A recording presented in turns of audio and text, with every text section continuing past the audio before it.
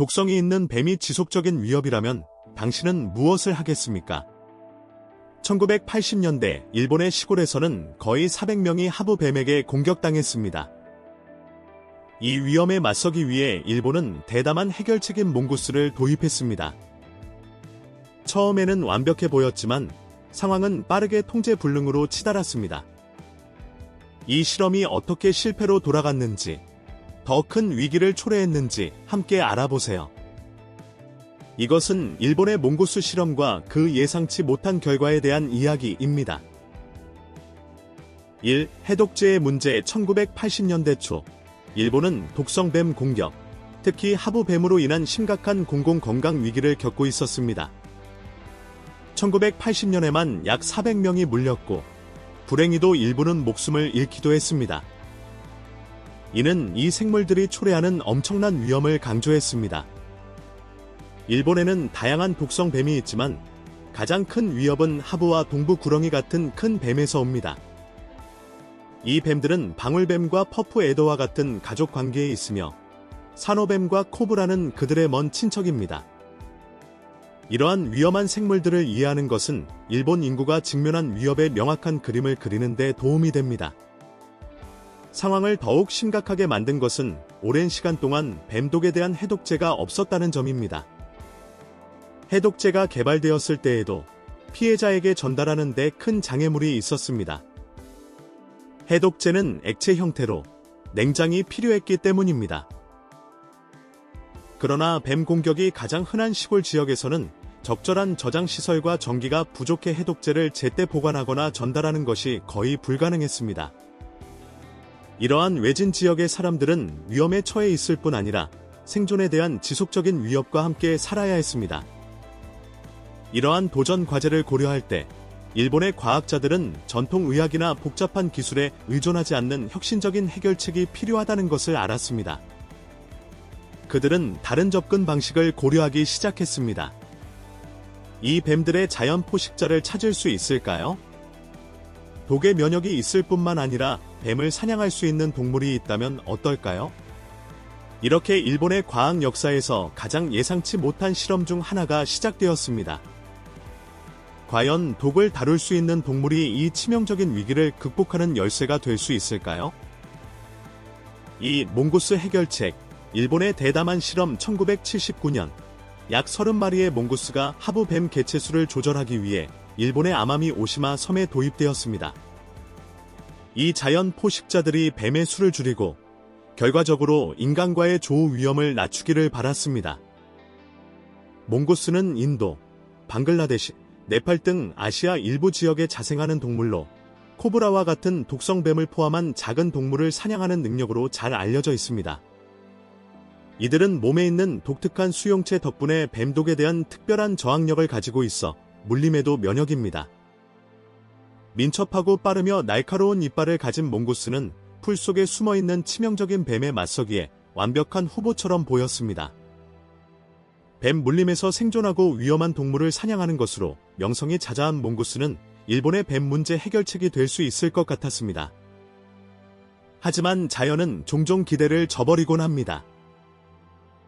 몽고스는 처음에는 가능성을 보였지만 새로운 환경의 특정 도전에 완전히 대비하지 못했습니다.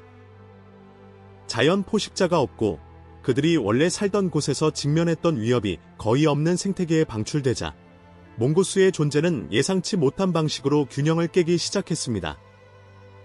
처음에는 모든 것이 계획대로 진행되는 듯 보였습니다. 몽고스가 뱀을 사냥하고 뱀은 후퇴하며 심지어 주위 개체수도 조절되었습니다. 그러나 시간이 지나면서 몽고스 개체수가 급격히 증가하기 시작했습니다. 작고 통제된 실험이 순식간에 훨씬 더 큰 것으로 변해버린 것입니다. 자연 포식자나 경쟁자가 없는 몽고스는 새로운 환경에서 번성했습니다. 그러나 그들이 통제하기 위해 도입된 독성뱀에 집중하는 대신 더 쉬운 먹이에 눈을 돌렸습니다. 불행히도 이 먹이는 아마미 섬의 독특하고 멸종 위기에 처한 종들인 아마미 토끼를 포함하고 있었습니다. 이들은 새로운 포식자에 대해 방어 수단이 없었습니다. 몽고스는 뱀에 대한 이상적인 포식자였지만 섬의 다른 종들과 공존할 준비가 되어 있지 않았습니다. 뱀 개체수를 조절하기 위한 선의의 실험이 결국 그들이 보호하려던 생물들에게 위협을 가하는 생태적 위기로 귀결된 것입니다. 그래서 무엇이 잘못되었을까요? 일본은 혁신적인 해결책을 시행하다가 어떻게 환경 재앙에 직면하게 되었을까요? 계속하기 전에 여러분께 특별한 요청이 있습니다. 여러분이 도와주실 수 있다면 알림벨을 누르고 구독 버튼을 눌러주세요. 정말 큰 도움이 됩니다.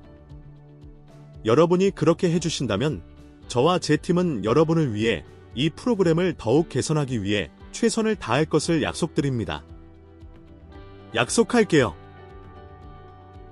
3. 몽고스 침입 1993년까지 아마미 오시마 섬의 몽고스 개체수는 너무나도 경고할 만한 수준으로 증가하여 환경부가 적신호를 켰습니다.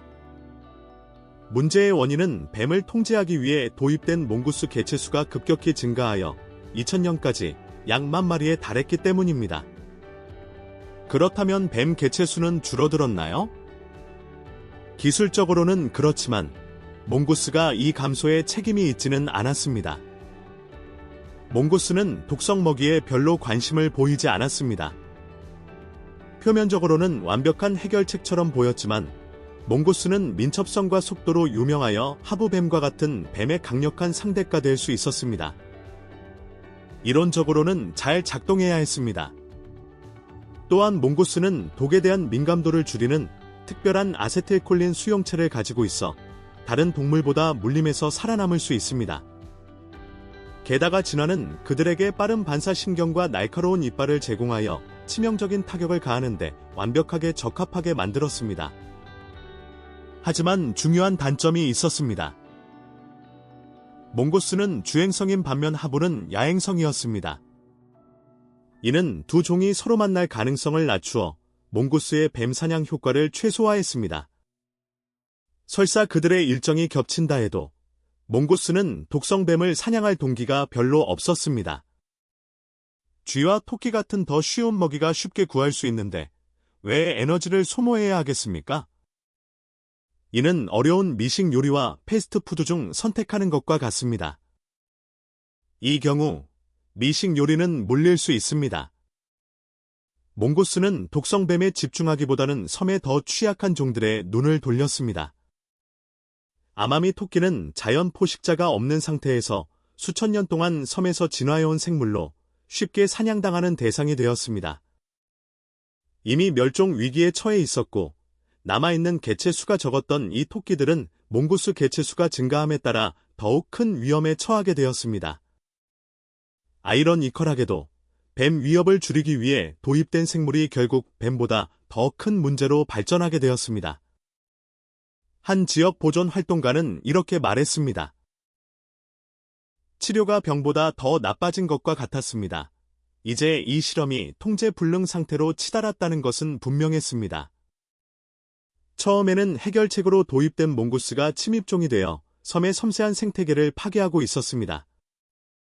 뱀 문제에 대한 간단한 해결책이 생태적 재앙으로 변모하여 전체 환경을 불안정하게 만들었습니다. 4. 생태적 혼란 몽고스를 아마미 오시마 섬에 도입한 것은 많은 섬의 고유종들이 감소하는 파급 효과를 초래했습니다. 아마미 토끼뿐만 아니라 섬에 자생하는 거의 15종이 몽고스의 포식으로 멸종 위기에 처하게 되었습니다. 이들은 수천 년 동안 섬의 생태계에 완벽하게 적응해왔지만 이제는 새로운 낯선 포식자와 생존을 위해 싸워야 했습니다. 몽고스 실험에 예기치 않은 결과가 드러났습니다. 이 동물들은 더 이상 단순한 불편함이 아니라 섬의 생물 다양성에 심각한 위협이 되어 수천 년 동안 존재해온 전체 생태계를 위험에 빠뜨리고 있었습니다. 하지만 피해는 자연 세계에만 국한되지 않았습니다. 몽고스는 섬 주민들에게도 상당한 경제적 피해를 주었습니다. 이미 섬 생활의 자연적 도전에 어려움을 겪고 있던 농부들은 이제 몽고스라는 새로운 포식자에 직면하게 되었습니다. 이들은 가축, 특히 가금류를 사냥하고 농작물을 파괴하여 섬 주민들의 생계를 더욱 위태롭게 만들었습니다. 게다가 몽고스는 섬에 새로운 질병을 도입하여 가축을 감염시키고 지역사회의 경제적 부담을 가중시켰습니다. 한때 고립되고 자급자족하는 삶의 방식이 이제는 잘못된 실험에 예기치 않은 결과로 인해 방해받게 된 것입니다. 몽고스 침입은 생태계가 얼마나 취약할 수 있는지를 상기시켜줍니다. 겉보기에는 좋은 개입이 얼마나 빠르게 통제 불능 상태로 치달을 수 있는지를 보여줍니다.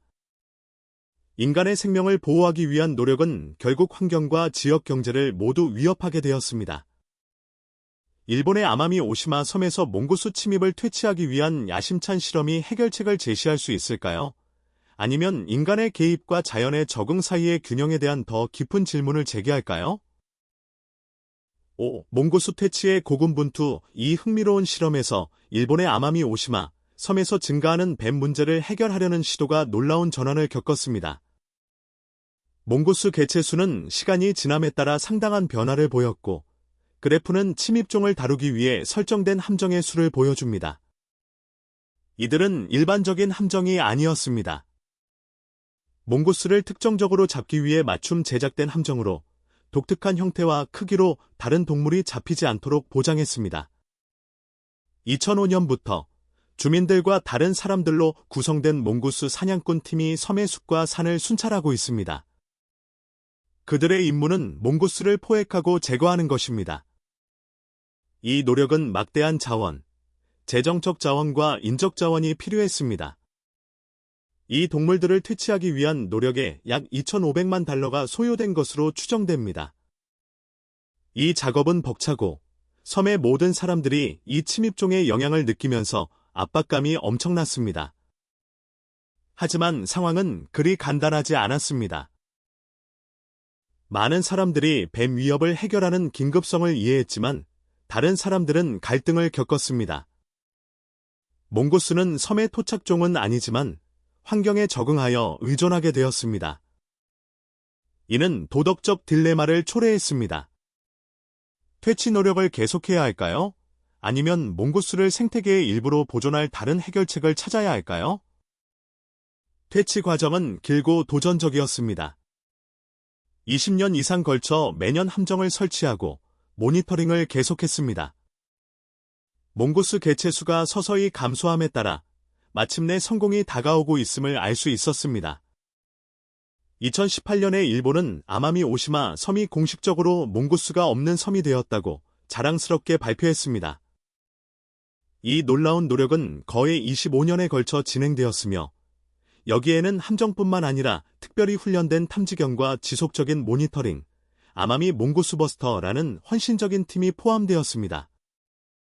그들의 노력과 투자된 자원 덕분에 상당한 성과를 이루었습니다. 이 작업의 도덕적, 물리적 도전은 야생동물을 관리하고 생태적 문제와 인간 개입 간의 균형을 맞추는 복잡성을 강조합니다. 여러분은 일본이 아마미 오시마 섬에서 몽고스를 퇴치한 것이 올바른 결정이었다고 생각하시나요? 아니면 이 적응한 침입자들과 공존할 방법을 찾아야 했을까요? 아래 댓글로 알려주시고 더 흥미로운 것들을 발견하기 위해 채널을 구독하고 팔로우하는 것을 잊지 마세요. 6. 침입종 도입의 결과 원래 뱀 개체 수를 조절하기 위해 도입된 몽고스는 이제 아마미 토끼와 같은 섬에 취약한 고유종들에게 해를 끼쳤습니다.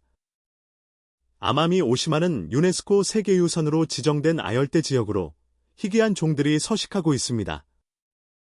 몽고스는 뱀을 퇴치하기 위해 도입되었지만 약 15종의 지역 종들을 위협하게 되었습니다. 아마미 토끼는 살아있는 화석구로 이 토끼와 몽고스 간의 접촉이 급격히 줄어들었습니다. 토끼 외에도 몽고스는 쥐와 농장새를 위협하고 농작물을 사냥하여 지역 경제를 방해했습니다. 그들은 심지어 자신들이 소비하지 않는 동물들에게 질병을 퍼뜨리기도 했습니다. 20년 이내에 작은 동물들의 서식지는 40% 줄어들었습니다. 아마미 오시마와 같은 섬은 몽고스와 같은 새로운 포식자에 대처할 수 있는 종들이 적응하지 않은 독특한 생태계입니다. 고립된 환경에 포식자를 도입하는 것은 재앙적인 결과를 초래할 수 있습니다. 섬에서의 포식자 도입으로 인한 피해는 특히 심각하며 지역 종들이 이러한 위협에 대비하지 못했기 때문입니다. 몽고스를 퇴치하는 데 거의 25년이 걸렸고, 전체 프로젝트는 거의 50년에 걸쳐 진행되었습니다. 그들을 제거하는 데 수반된 잔인함에도 불구하고 일본의 접근 방식은 옳았습니다. 침입종을 다룰 때는 조기 개입이 중요합니다. 이들은 빠르게 퍼질 수 있으며 제거하기 훨씬 더 어려워질 수 있습니다. 일본은 되돌릴 수 없는 피해가 발생하기 전에 모든 몽고스를 제거하는 데 성공했습니다. 이 성과를 맥락에서 이해하기 위해 몽고스가 도입된 지역에서 퇴치된 사례는 전 세계적으로 9건에 불과합니다. 일본의 아마미 오시마에서의 성공은 특히 주목할 만하며 이는 큰 섬에서 이루어진 일이라 더욱 도전적이었습니다. 긍정적인 점은 뱀 물림 문제는 개선되었다는 것입니다. 2020년까지 섬에서의 뱀 물림은 연간 약 60건으로 줄어들었습니다. 그러나 이 감소는 몽고스 덕분이 아니라 예방조치와 해독제의 가용성 덕분이었습니다. 일본의 아마미 오시마에서의 몽고스 문제에 대한 조기 개입은 그들의 독특한 종들을 구했지만 하와이와 같은 유사한 노력의 결과는 침입종 문제를 해결하는 데 있어 지연된 조치의 위험성을 강조합니다. 7. 침입종과 생태적 균형 침입종은 전 세계적으로 시급한 문제이며 몽고스의 이야기는 되돌릴 수 없는 피해가 발생하기 전에 이를 통제할 필요성을 강조합니다. 행동의 창이 닫히면 피해를 복구하는 것이 불가능해질 수 있습니다. 일본의 몽고스 실험은 중요한 교훈을 제공하지만 이는 고립된 사례가 아닙니다. 전 세계적으로 우리는 한 종을 관리하기 위해 다른 종을 도입한 결과 더 심각한 문제가 발생한 수많은 생물학적 통제 방법의 실패 사례를 목격하고 있습니다. 하와이를 예로 들어보겠습니다. 1800년에 몽고스가 사탕수수 농작물을 해치는 쥐를 통제하기 위해 도입되었습니다. 이 계획은 간단해 보였고 사탕수수 재배자들은 카리브해에서 쥐와 싸우기 위해 몽고스를 사용하는 성공 사례를 읽고 이를 재현할 수 있을 것이라고 생각했습니다. 그래서 1812년에 몽고스가 인도에서 하와이로 가져와져 쥐를 사냥할 예정이었습니다. 이 아이디어는 단순했습니다. 쥐가 줄어들면 농작물 피해도 줄어들고 재배자들이 혜택을 볼 수 있었습니다. 하지만 상황은 반전되었습니다. 몽고스는 쥐에 집중하기보다는 하와이의 토착새와 파충류를 사냥하기 시작하여 여러 종을 멸종 위기로 몰아넣었습니다. 몽고스는 취약한 새의 알과 토착 거북이를 목표로 삼아 상황은 더욱 악화되었습니다. 이는 환경적 위기를 초래했습니다. 더 나쁜 것은 개체수를 통제하기 위한 모든 노력에도 불구하고 하와이는 거의 늦기 전에 무언가를 할 수 있는 상황에 처하게 되었습니다. 몽고스를 보호된 자연 보호 구역 밖으로 내쫓기 위해 특별한 장벽이 설치되었지만 이미 피해는 발생한 상태였습니다. 몽고스는 최소 8종의 새와 관련이 있으며 이들은 현재 연방 멸종 위기종 목록에 올라 있습니다. 하와이의 경험은 침입종이 야생 동물뿐만 아니라 생계, 문화 전통, 그리고 생태계의 섬세한 균형에 미치는 광범위한 결과를 강조합니다. 생태적 실수가 얼마나 비용이 많이 들 수 있는지를 상기시켜주며 피해가 발생한 후에 회복이 불가능해 보일 수 있습니다. 반면 일본은 신속하게 행동하여 문제가 심각해지기 전에 해결할 수 있었습니다. 그렇다면 이러한 이야기에서 우리는 무엇을 배울 수 있을까요? 조기 발견, 신중한 연구, 그리고 지역 사회의 참여가 핵심입니다. 반응적으로 행동하는 것으로는 충분하지 않습니다. 우리는 문제를 통제할 수 없게 되기 전에 경계를 유지하고 개입할 준비가 되어 있어야 합니다. 하와이와 일본의 교훈은 생태적 재앙을 방지하고 미래 세대를 위한 생태계를 보호하는 데 있어 예방조치와 대중의 인식 및 교육이 얼마나 중요한지를 가르쳐줍니다. 8. 결론. 아마미 오시마 섬에서 몽고스를 퇴치한 것은 승리처럼 보일 수 있지만 이는 섬의 생물 다양성과 생태계의 장기적인 건강을 희생한 결과입니다. 그러나 전투는 아직 끝나지 않았습니다. 몽고스가 수십 년 전에 도입된 오키나와 섬은 여전히 그들의 존재로 고통받고 있습니다. 아마미 오시마에서 배운 교훈은 그곳의 상황을 통제하기 위해 신중하게 적용되어야 합니다. 일본의 몽고스 실험의 결과를 되돌아보면 침입종 도입의 결과는 항상 예측할 수 없다는 것이 분명합니다. 가장 좋은 의도를 가지고도 우리가 보호하고자 하는 생태계를 무심코 방해할 수 있습니다. 이는 미래의 생물학적 통제 시도에 대한 경고가 되어야 합니다. 환경 문제를 다루면서 우리는 스스로에게 물어야 합니다. 우리는 정말로 문제를 해결하고 있는 것인가? 아니면 더 큰 문제를 만들어내고 있는 것인가? 다음에 해충 방제를 위해 동물을 사용하는 이야기를 들으면 일본의 몽고스 실험을 기억하세요. 이것이 해결책인가요? 아니면 더 큰 문제를 일으키는 것인가요? 오늘의 영상이 마음에 드셨다면 좋아요를 눌러주시고 채널 구독도 잊지 마세요. 여러분의 지원은 저희에게 큰 의미가 있습니다. 지금 화면에 나타나는 영상을 클릭해보세요. 이 콘텐츠를 정말 좋아하실 거예요. 다음에 다룰 나라에 대한 댓글도 남겨주세요. 시청해주셔서 정말 감사합니다. 다음 영상에서 뵙겠습니다.